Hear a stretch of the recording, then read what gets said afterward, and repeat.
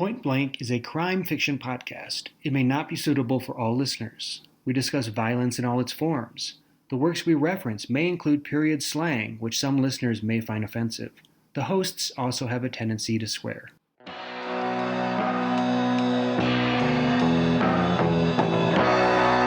Episode 72, Drive, the film.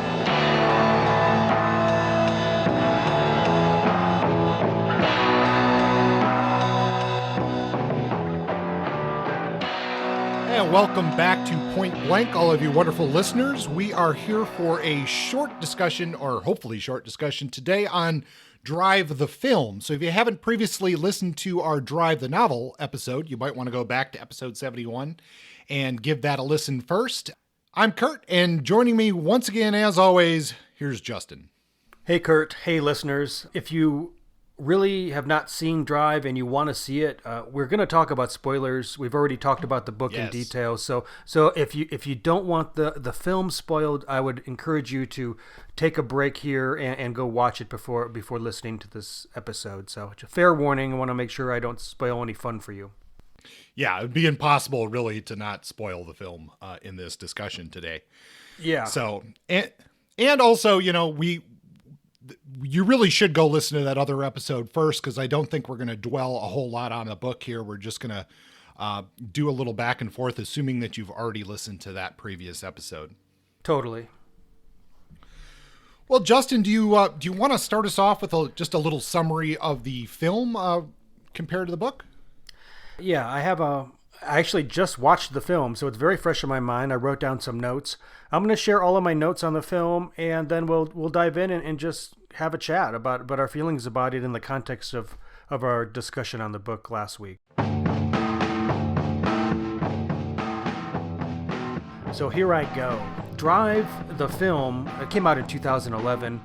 I'm going to butcher the director's last name. His name is Nicholas Winding Refn, and the writer for the screenplay was Hossein Amini. So this is the Ryan Gosling joint that came out in 2011. Got some acclaim. It was pretty well regarded. I never watched it until just this week. So it opens well. Let's start with that. We get some night driving. It's a dreamscape kind of vibe. It's got this 80s urban desolation of the soul thing going on. The driver picks up a car from Bryan Cranston, who plays the Shannon character, though this Shannon is more of a middleman fixer than a stunt driver. We then get this great opening getaway driving scene that's full of tension and sort of the kind of thing you'd expect from a movie that features a guy who drives cars. We watch the driver do what he does in the novel, and I think they capture it pretty well. We then get introduced, we're going through all these characters that we know from the book. Some are slightly different, some are more on point. In this case, Carey Mulligan plays the Irina character. She goes by Irene. She's clearly not a Latinx woman. Still, she's mother to Benicio in this story, and she serves as the semi-love interest to the driver. I want to make a note about the vibes. The music in this is all 80s retro beach house synthwave dream pop. It's very stuck in the 80s, and it's very obviously put in there to create this weird sort of dreamy mood. And I think it does a good job. Unless you hate that kind of music and hate the mood it sets, then you're going to have a hard time with this film. But early on in the story, we see Bryan Cranston as Shannon, meets a guy for lunch, talks about getting money for a car. This guy is probably the Bernie Rose character. That's what I wrote at the time. This turns out to be true. So we already see some changes between the book. We see relationships that were not in the book coming to life in the film. Cranston wants some money, and we assume that this is going to lead to trouble later. Back to Carey Mulligan. She has a thing going with Shannon. They're friends in a certain way, but that doesn't really turn into anything. Later on, we see Driver driving around with Irene and Benicio, and you can tell that there's a little bit of romantic tension there. We meet the bad guys pretty early. We meet Bernie and we meet Nino. They're congregated around Shannon's auto shop, which seems to be the place to be for every character in the story. They all end up there, which is not like it is in the novel. But it's okay. It's a nice way of establishing character dynamics. Then we get Standard. So Standard's in this film as well. He's in prison. He comes out. He's played by Oscar Isaac. And we meet him, and we get the same dynamic that's in the story between the Irina character and the driver and the husband from prison. I say at this point that this is a relatively mopey, moody film with moments of cinematic beauty and deep emotion. There are many long stares between Irene and Driver, and I'm not sure all of them really land, but they're there. Driver later meets a guy at a diner. This guy offers him a job. This scene replaces a scene in the novel when the guy talks to Doc and talks about his dead brother. We get Doc later, but not early, because the alinearity of the novel is really sort of lined up and made more chronological for the sake of the movie narrative, which simplifies things in certain ways that are good and maybe certain ways that are not as good. We'll see. Then we get Benicio's dad, Standard. He starts out as a possible threat, but then he becomes a sort of a nice guy. Then he gets assaulted, and we see it, and Driver sees it, and Driver wants to know, what the hell's going on with that. And then he gets offered a job and knows that Irene and Benicio are going to be coming for him next when the job goes bad. We see Standard get killed in this botched heist. We see the betrayer guy named Cook, just like in the book. He's the one who's the guilty party there, and we have a character played by of Blanche, played by Christina Hendricks, who is in the movie right at that midway point for a brief period of time before she too is killed in the fallout from this botched robbery / heist. So at the halfway point in the film, when Standard dies, it sort of sets up the rest of the story. It becomes a revenge story based on this double cross. We get a really nice chase scene with the driver being pursued by bad guys. Looks pretty cool. I think it's a good Hollywood moment for the film. The driver locates the Cook character who escaped from the heist and takes care of him. And then Blanche dies from hitmen. So a lot of the same people die, just not in the same order. We then get Driver being treated by Doc. This is a very short scene, and it doesn't really amount to anything. Then we get the requisite kissing scene between Driver and Irene after he tells her that Standard fucked up. Then Driver bashes the dude's head in an elevator, traumatizing the shit out of Irene. She doesn't die, though, which is, a difference. Then Driver drives. Where is he going? To Shannon. Shannon squealed to Bernie Rose. Driver tells Shannon to get out of town and save himself after threatening him. Then all of a sudden we're back in with Bernie Rose, which is a very changed character. The Bernie Rose in the book was more subtle, seemed like a guy who was done with the life, just wanted to eat his food in peace and had to deal with bullshit. This Bernie Rose is a fucking psychopath who kills one random dude because he happens to be in the room when he's in a bad mood. Then he finds and kills Shannon with a straight razor. I definitely like this character better in the book. In the end, we get the same sort of setup as the book. Nino, who is played by Ron Perlman, meets his death from Driver, because Driver is a fucking badass in pretty much in all scenes in this movie. Then we get the Bernie scene, but in this scene, Bernie stabs Driver first. Driver stabs Bernie back in the neck. Bernie falls. Driver survives to drive another day. Then we have Driver and Irene hitting the road with Benicio. Irene asks if she can drive. Driver says no. The film ends. Just kidding. That last bit was a joke. What happens at the end is that they psych us out by thinking that Driver is dead, but he's actually not. Then we have a cue to the 80s dream pop synthwave music. We see an image of Bernie dead on the sidewalk or on the parking lot. We see Irene knocking on Driver's door. He isn't home. Where is he? I bet you can guess. He's driving. Cut to credits. So, overall, I thought this was a pretty good take on the novel. It's certainly setting a mood. It's got a vibe. Driver really is taciturn. There are a lot of very long stares and overwrought emotional moments that don't always land well.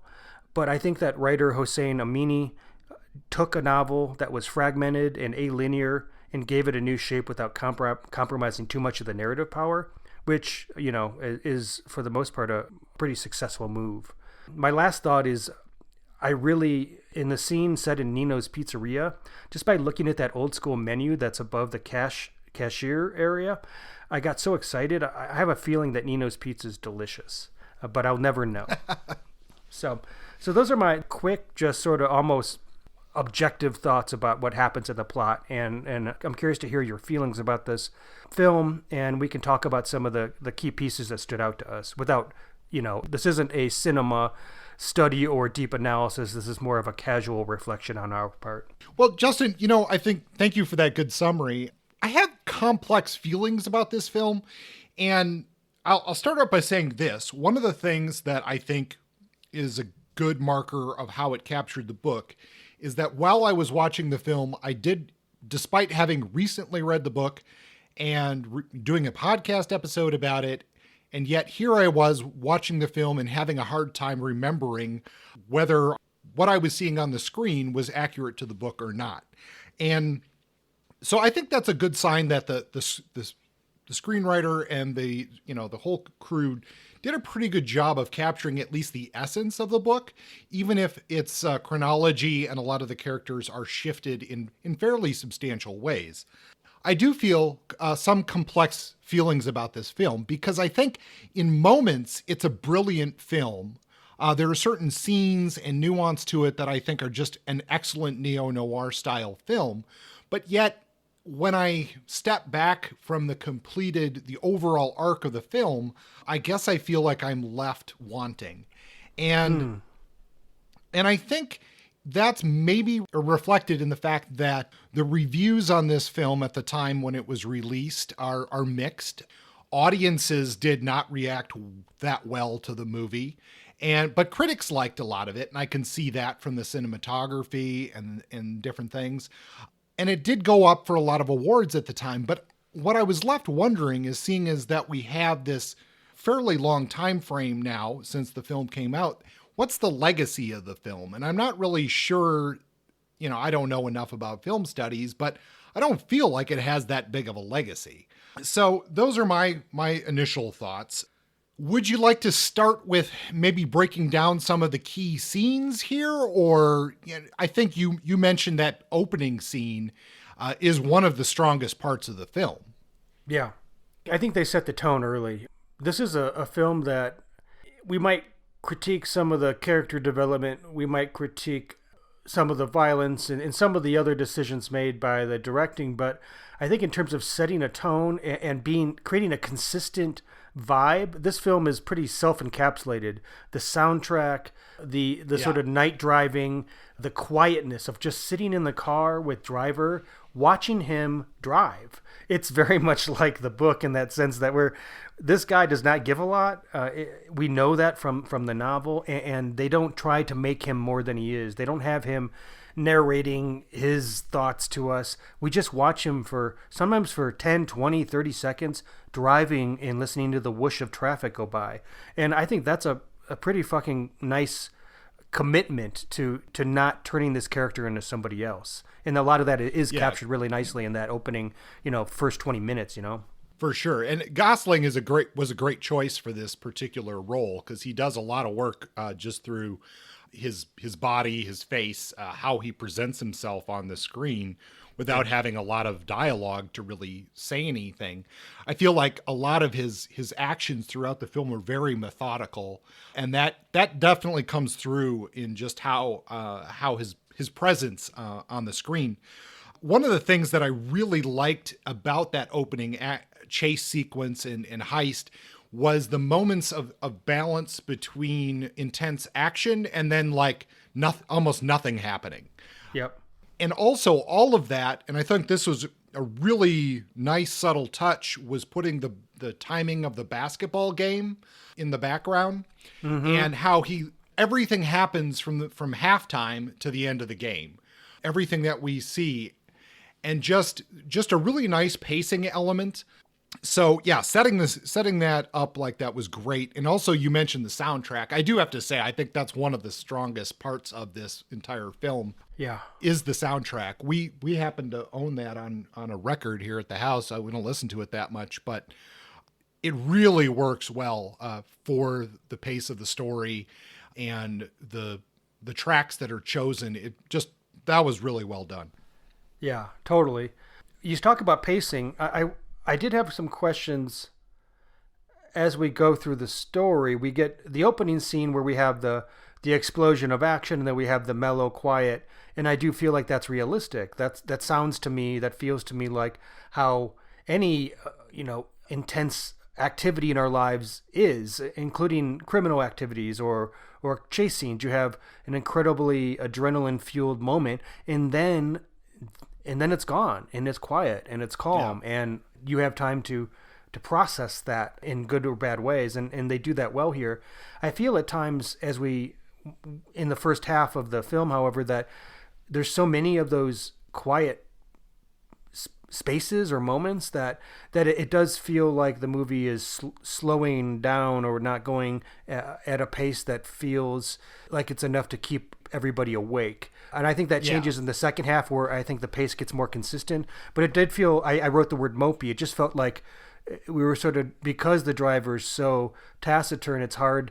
He's not going to give us any momentum except when he's driving or in action moments, but a lot of the other characters didn't give momentum either. Carey Mulligan was very, very subdued and spent a lot of her time on screen trying to outstare Driver, which you can't really do because he's an expert. And I thought that maybe having somebody who had a little more pep might have kept the energy going, because it is such a sedate kind of film, except for the moments of ultraviolence. Yeah, I do think that is a I don't know if it's going to be a problem for some people, and I think that is a problem for me. I think it is a little bit too subdued, and I see what they were getting at. I think, they were trying to highlight those moments of extreme violence by, the comparison to the mundane or almost boring elements of everyday life. But I think this is where the film suffers by compressing some of the characters. And I think that's where we're really lacking that Bryan Cranston's character of Shannon in the film is a combination of Shannon and Doc and I'm spacing the screenwriter's name. Manny, yeah. And Manny, as we discussed in the previous episode, really brings out these more human elements of Driver. In the film, that work is essentially done by being more clear about what the relationship is with Irene. And I'm not sure that necessarily works for the character. I feel, I guess I felt like that element was done better in the book. I agree with you that while I do understand the need in film to compress characters because you don't have as much time or space to work with, the problem is, the trade-off is that you lose the dynamic function of certain characters that are better off being left alone. Manny is one of them. I know that some of our readers didn't care for the Manny character. I know that at least one of our readers who mentioned this on Facebook said that Manny doesn't play any real functional role, so they didn't really work. Kurt and I both disagree on that, because we thought that he served as sort of like a nice palate cleanser against all of the grime and grit and trouble. Our times with Manny were moments of great calm in the novel. We lose that here, and a lot of our great moments of calm are just us with the driver by himself. But it loses a human element because he's so robotic. So I did miss Manny, and I missed the idea of Shannon and being the setup to the driver. We don't get any of the driver's backstory in this. We don't have him as a fully fleshed out, teen runaway who's lost and finds a father figure. The story of him like being a character searching for father figures, that's really not part of this. This is just a badass dude who doesn't talk, classic anti-hero, kicks people's asses and has a buddy who fucks up. And so, I think that was one move that made sense. And I think Bryan Cranston did a good job. He's a terrific actor. But there's something lost there. Just like I think, I don't know. What did you feel about the Irina character? That this isn't a composite character, but they did change Irina and gave her a deeper, more significant role. But is it a better rendition, do you think? Yes and no. My gut says really no, but I guess I understand why in a Hollywood film we have to make the love interest more clear. I guess I'm a little less concerned with the changes with Irene and more of the changes with Standard. Sure. And that, I don't know. There's a complexity to the relationship in the book that I feel is missing from the film. And maybe that's because of the limited dialogue. We don't get we don't see the expressions that didn't necessarily work for me. I can't put my finger entirely on why. I do think that the loss of Shannon in the book, the loss of Irina in the book, is critical to the culmination of the novel. And because we don't have that in the film, it makes the final fight or murder, or whatever, and Driver's ultimate decision to just sort of drive off into the night, it makes it a little different, and it lands differently for me. And it makes his decision more about the idea of Irene not wanting to continue basically Driver saying, I'm a violent person, I shouldn't be with you because you've been with Standard, who got into all this trouble, and I don't want to drag you down that same road. That's a very different story than what we get in the novel. Yeah, that's a good point. He drives into the night making this kind of moral decision on Irene's behalf, or we can presume that that's what he's doing. In the novel, Irina dies. We have Standard die, and that's a moment that shakes the Driver. And it's not the only one. There are several deaths which sort of build him up to be who he is in the climax. But the Irina death is really a random act of violence in the novel, which after the Standard and a couple other deaths, it really breaks him. I think it really turns him in a way that I don't know if Standard's death in the movie is enough to make somebody snap and go on a revenge rampage, unless they were already on the verge of it already, which means how much is his character really changing?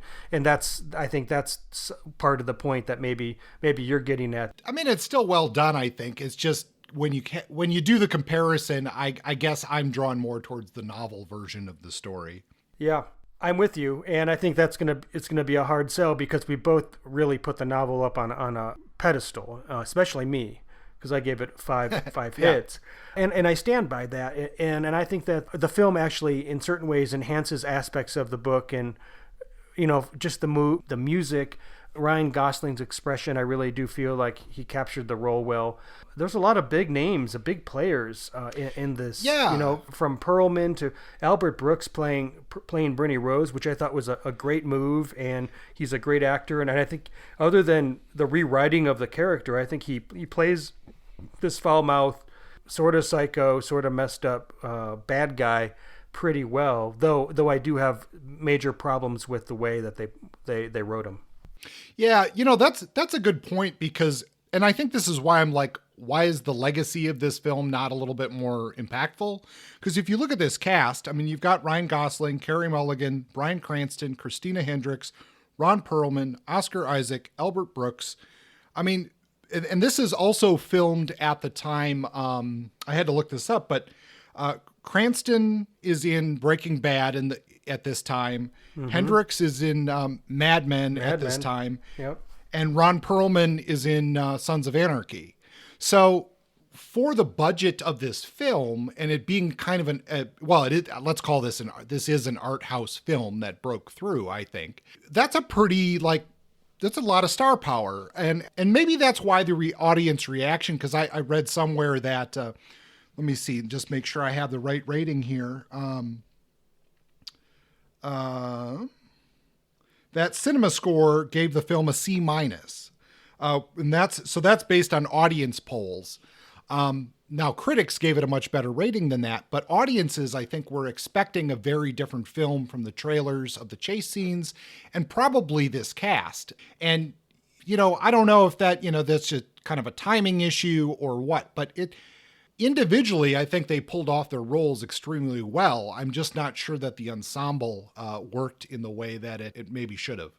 Yeah, it's an excellent ensemble on paper. When you have such little dialogue and such little connection between many characters, it's hard to really gel that ensemble in a way that you do when you have more dynamic, relationship development. But still, visually, it's an impressive film. Cinematography is strong. Chase scenes are well written, but they're not overwritten, and they're not overwrought Hollywood explosive scenes. They're realistic, classic, 60s. I'm thinking of that movie set in San Francisco with the amazing car scene. I can't remember the name. All of our readers are going to, all of our listeners are going to laugh at me. I can't remember. Whatever, but the scenes are they just feel realistic and on point and intense. And other than the Bernie Rose character, who gets rewritten essentially for me, I thought that all of the characters did what they could with the 5 words of dialogue they were given. Everybody but Bernie Rose, Albert Brooks, is the only one that had verbosity. That's because that's how his character was written.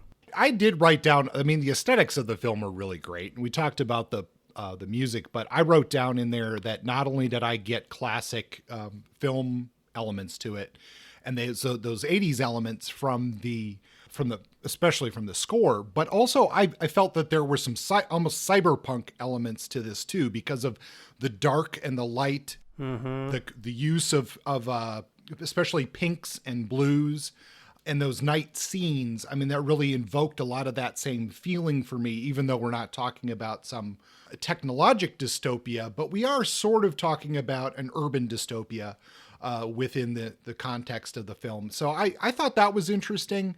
I thought it was also interesting to note that Gosling goes on to the Blade Runner remake, and definitely I can see some through lines in his acting and even some of the cinematography elements there. There's definitely some parallels. Oh, I agree. I mean, he's a man of few words in both of these films, and he's been compared in this one to The Man with No Name, which is the, Clint Eastwood spaghetti Western character. I would say that applies to both films and even to some of his other work. So he might be getting typecast in that role a little bit, but I think he handles it well here. I do want to emphasize that I was disappointed with the whitewashing of Irina. That's some typical Hollywood bullshit that didn't have to happen, but they did it for the reasons that they do shit like that. There was one other thing I wanted to mention about this, and I'm trying to remember. Oh, so in terms of the violence, I know that some reviewers critiqued the film for having too much graphic violence. And while the violence in this film is sudden and intense and realistic, did you feel that any of it was overdone given the genre, or no? No, I didn't think so. I saw that same critique, and I was trying to wrap my head around the fact as was this different in 2011? But that's not that long ago.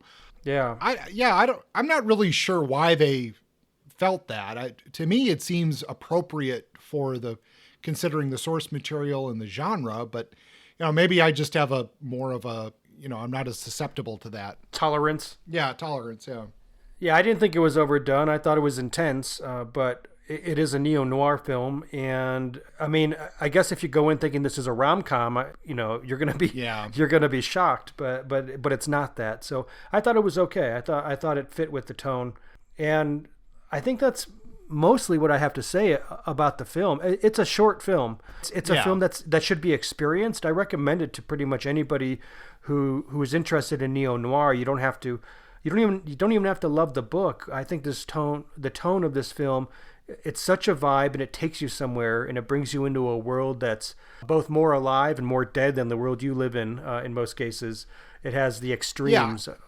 Yeah, I think for fans of the genre, you should definitely see it. And even even if it's a fact of identifying what you like or don't like about the film, it's a good enough film that the reasons why you might not like it are worth noting and worth paying attention to. I did want to ask you about the elevator scene and how because I think that's I think the opening scene is extremely strong, and I think this elevator scene is particularly strong. Oh, yeah.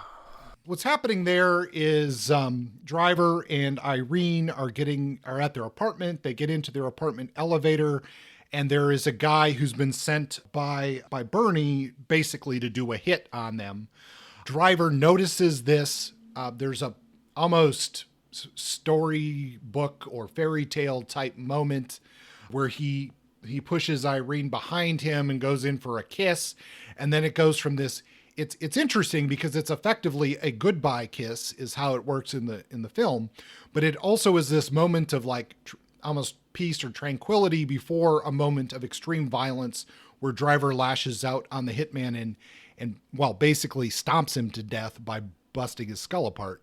And then after that's happened, and I think this is why it's so much of a goodbye to Irene, is that she gets out of the elevator, driver doesn't, the elevator door closes, and that's basically, I think that's the last time they are actually both share the screen together in the film. Yeah, we see her once more at the end, knocking on his door. He's not home. Then that's pretty much the end of the film. So you're right. That is a conclusion on their relationship, at least on screen. And the question is, does that fit Driver's character as much as we know him? I would say we don't know him very well, and we know him to be a quiet and violent man, and this is the biggest moment, the most significant moment of emotion that he's shown. He's clearly stomping that guy's face, and not because he's trying to keep the guy down, but because there's some deep pent-up rage and sort of reactionary violence happening here, representative of maybe the loss of standard and a threat to his new love interest. This is how he expresses emotion through extreme violence. Yeah. Which is classic American machismo, you know? Yeah. You know, I like that scene a lot. I wanted to ask you, you know, as we've pointed out many times in our film coverage on this show, you know, Justin and I are not film critics. We're not film scholars. We're book people. And, but I did want to bring up a blog post. And I don't know if you happen to read this, Justin. It's from a blog called Fade to Lack. It's written by Jonathan Lack. He's teaches film studies somewhere, but he wrote this blog called Extended Thoughts on Drive as Cinematic Adaptation. Did you happen to look at that at all, Justin? I don't believe I did. Okay. Well, I'm going to read just a short reflection from him, and I'm curious, and we can cut this if you want, but just how you respond to this, because this is someone who is more of a film person looking at this adaptation. He says that the film is also infinitely more rewarding than the novel. He says the book isn't bad per se, but it's a less than engrossing read. He goes on here to talk about Sallis's temporal playfulness. He doesn't particularly care for that. Refn's vision of Drive, on the other hand, is a wholly realized creation, a living, breathing world that seems to extend beyond the screen, and this is why I would teach Drive as a pristine example of cinematic adaptation. Skipping a little bit, it's rare to see a film that uses only a few key ideas from the novel as a springboard, a film that is recognizably inspired by the original work, but also transcendent and superior. This blog post and our comments reflect the fact that this is somewhat of a polarizing film, and I think you'll see that in any of the reviews or commentary that you read about it. Yeah. I mean, in certain ways, I don't disagree with this assessment. I think the film actually is quite wonderful in a lot of ways.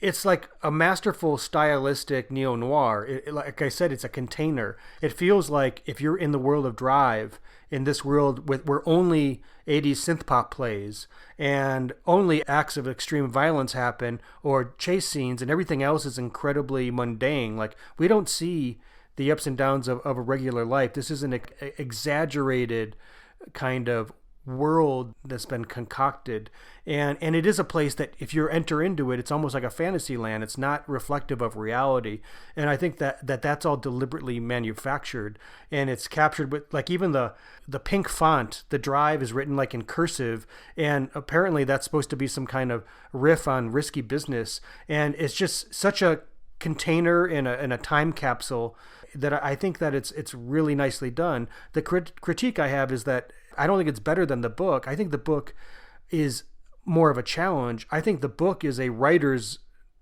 noir novel. Yeah. I think the book, if you spend time with it, you want to unlock things that writerly brilliance and craft things that are more challenging, but more satisfying and more rewarding if you put in the effort. Whereas, as opposed to a typical ABC potboiler that has a linear narrative and you learn things as you go, it's easier to read, more satisfying, but maybe not as deeply rewarding. I think in this case, both of these versions of the story are rewarding and maybe even deeply rewarding, but I'm not willing to make that commitment to the film yet because I've only seen it once, and I want to see how it lingers, you know? Yeah. No, that's a good point. And I think there's, in that larger article by Lack, there's definitely things I agree with, definitely things I disagree with, but I think it's an interesting point. And I did also look up an article here from The Ringer called 10 Years Later, Drive Still Goes. And it's kind of a reflection on the film and thinking about it over time. And I will say that one of the things they point out here is that the film has aged gracefully.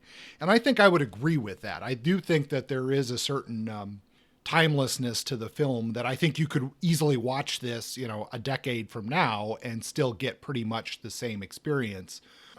So for that, in that regard, I think it does work. It's impossible really for us at this point to distinguish between the book and the film or think about each one independently is maybe more what I'm trying to say. Yeah. Yeah, I guess given between the two, they're both good. The book is definitely more of the standout for me. Yeah, I would concur with that, but that doesn't really, there are far worse movie adaptions of noir stories that I've seen and experienced. This is a pretty fair to good adaptation. I did not look to see what Sallis thought of it. I think I remember that he thought it was okay, he thought it was good, but I'm not sure if I heard any real in-depth analysis from him. If anybody has something, feel free to share it with us, but I didn't seek that out. I could be wrong, Justin, but I feel like in our research for the previous episode, I did see a comment from Sallis that was more along the lines of, if you sell it to Hollywood, just take the money and let them deal with it. Don't think too much about what they do with the work. Just enjoy the book sales that come from the film. Well, it's quite pragmatic of him if that was his take. Yeah. Well, I don't have any other closing thoughts, I think, other than to say, like, if you've gotten this far in the episode and haven't seen the film, you probably should go ahead and give it a watch. Yeah, even if you know what happens, it's worth experiencing. So what's coming next? As far as we know, this is what we have written down. Our next episode's we're going to spend some time with Graham Greene. We haven't read one of his books in a while, and this is a classic. Yes. We're going to read The Third Man. Great. It's short, it's punchy. It is also a book that sets up an excellent noir classic, Orson Welles' The Third Man. So we're going to read the book, discuss that, then we're going to watch the film and do a similar thing to what we've done with Drive. Before I tell them how to reach us, I just want to give I think I'll do a little bit more thorough review on this. But if you're a fan of this show and you haven't watched Poker Face yet, I think you should really check it out. By the time this episode airs, I believe the whole first season should be available on Peacock. It's a streaming only show, so you can't watch it on regular NBC. But it's Natasha Lyonne, Rain Johnson, and this is such a love letter to that 70s, 80s era television show of the murder of the week. I just can't express how much I love this show enough, really. The guest stars are excellent. I think that Natasha Lyonne and Rain Johnson it's a perfect pair of working together. The premise is that she has the Poker Face name is that she has the ability to tell if somebody is speaking bullshit or not. And she was originally caught in Vegas using this skill in a poker game. That gets her involved with the casino, and without giving too much away, she has to go on the run at the end of the first episode. And that gives her a reason through each subsequent episode to basically show up in a new place, be working some job for cash on the side. And, then, of course, as these shows go, there's some murder that she gets involved with each week. I really, I can't even put it into words right now how much I enjoy the show. But the casting, the guest stars are great. And that's why I say it's like even the font at the beginning of the show is an homage to that era of programming. It's very much like, in a certain sense, like Columbo, where she's always like, well, let me just ask you one more thing. And her ability to connect with the other characters is really good. And she's doing a lot of this investigation simply because she just cares about other people. And I find that to be just refreshing. It's something that manages to pull off feeling, to me, fresh and new, but yet nostalgic in the best way. So really 2 thumbs up, 5 stars for me. There's 10 episodes, I believe, in the first season. And if you claim to be a fan of that era of television, especially action or investigative television, I don't see how you can't like this. So, yeah, go and watch that. You've convinced me. You've tried to convince me before, and it isn't that I've been resistant. It's that I'm watching BoJack Horseman again, and yeah. I'm lost. When I pick something, I stick with it, and I don't have much more bandwidth. So fair enough. But I'll put this high on my list. I like Rian's work, and I like Natasha Lyonne's work, at least what I've seen of it. So thank you for that. Yep. And how do they reach us? Oh, yes. If they want to reach us. Well, if you want to reach out and tell us either how right or wrong we are on something, you can always send us an email at pointblanknoir@gmail.com. You can find us on Facebook in really 2 places. We have a main page for the show. Most of the posting is in our Facebook group, which is Point Blank Hardboiled Noir and Detective Fiction. That's a really good spot to interact with other listeners of the show. Just talk about what, the books or movies that we talk about, or bring stuff that you enjoy to the group and share with everyone. So Gmail and Facebook is great. So we look forward to talking to you next time when we're going to be looking at some good spy fiction. So until then, goodbye. Adios, folks.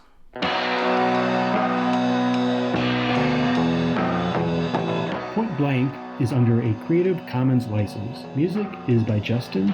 Copywritten works are property of their respective holders.